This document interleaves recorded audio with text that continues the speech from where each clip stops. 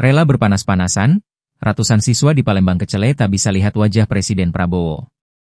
Laporan wartawan Sripoku.com, Syahrul Hidayat.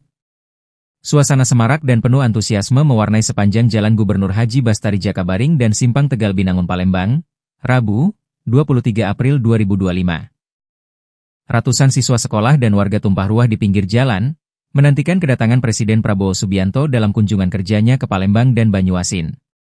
Presiden Prabowo tiba di Bandara Sultan Mahmud Badarudin II pada pukul 10 waktu Indonesia Barat.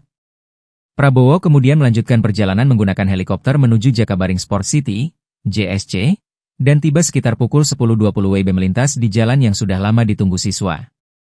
Setelah itu, Presiden Prabowo bergerak ke Sungai Pinang, Banyuasin, dan berada di sana hingga pukul 13.20 waktu Indonesia Barat.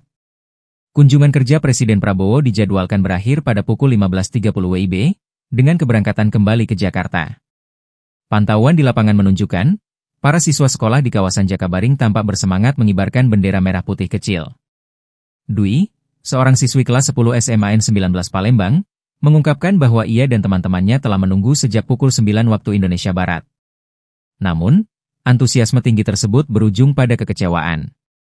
Tapi kami kecewa karena tidak terlihat mana Presiden Prabowo. Cepat sekali.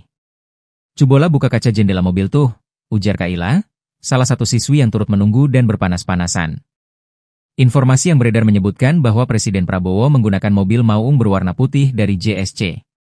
Selain siswa SMA N19, terlihat pula siswa dari Sekolah Olahraga Negeri, SAN, Sriwijaya dan SMA Sumsel di Simpang Bundaran Jakabaring, serta siswa yang menunggu di depan RS Hermina dan OPI.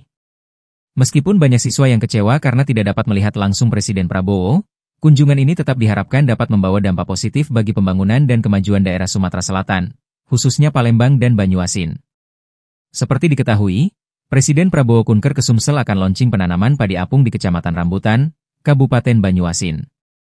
Untuk menyambut kedatangan Presiden Prabowo, Bupati Banyuasin Dr. H. Askolani langsung turun tangan untuk mengecek kesiapan kedatangan Presiden RI Prabowo Subianto ke Kecamatan Rambutan Banyuasin.